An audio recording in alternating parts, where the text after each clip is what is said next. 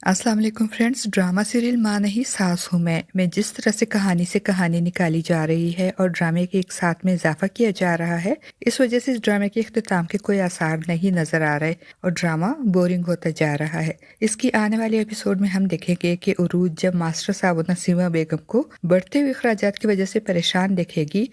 तो इनकी परेशानी दूर करने के लिए जॉब करने का सोचेगी और मास्टर साहब और नसीमा बेगम को बुरा ना लगे इसलिए इनसे कहेगी कि मैं खुद को मसरूफ़ रखना चाहती हूँ, इसलिए जॉब करना चाहती हूँ। और फिर अगले दिन वो मास्टर साहब के साथ मुख्तलिफ फर्म्स में जॉब ढूंढने जाएगी और जॉब ढूंढते ढूंढते जब बहुत थक जाएंगे तो मास्टर साहब उरूज से कहेंगे कि अब आज के लिए इतना काफ़ी है, अब घर चलते हैं।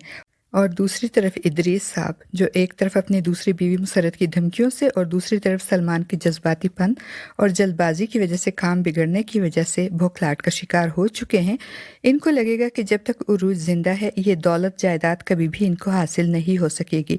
इसलिए वो एक बार फिर उरूज की जान लेने की कोशिश करेंगे और किराए के गुंडों की खिदमत हासिल करेंगे। और जब उरूज और मास्टर साहब घर वापस आ रहे होंगे तो इदरीस साहब के भेजे हुए किराए के गुंडे इन पर गोली चलाएंगे और इस बार भी उरूज के बजाय गोली मास्टर साहब के बाजू में लग जाएगी और वो सड़क पे गिर जाएंगी। उरूज अपने बाप को गोली लगने और गिरने की वजह से परेशान होकर चीखेगी, चिल्लाएगी तो वो गुंडे घबराकर भाग जाएंगे। उरूज मास्टर साहब को हॉस्पिटल ले जाने के लिए एम्बुलेंस मंगवाएगी और फिर हॉस्पिटल में मास्टर साहब के बाजू से गोली निकालकर इनकी मरहम पट्टी करने के बाद इनको घर जाने की इजाज़त मिल जाएगी। और जब उरूज मास्टर साहब को लेकर घर आएगी तो नसीमा बेगम और महरीन मास्टर साहब को जख्मी देखकर घबराकर उरूज से पूछेंगे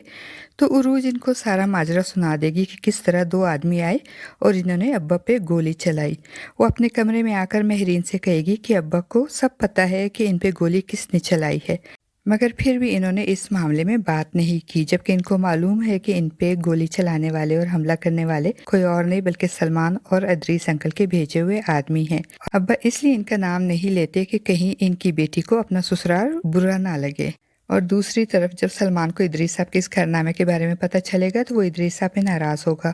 और तो इदरीस साहब बड़ी सफाई से झूठ बोलते हुए कहेंगे कि ये तो सिर्फ एक ड्रामा के लिए किया था ताकि मास्टर साहब और उरूज डर जाएं और वो दोबारा तुमसे मिलने तुम्हारे ऑफिस का रुख ना करें। तो सलमान तंजिया कहेगा, अच्छा तो ये सब सिर्फ उनको डराने के लिए किया था। शाइस्ता बेगम जिसको इस बारे में कुछ मालूम नहीं होगा वो पूछेंगी कि हुआ क्या है, कोई मुझे भी तो बताए।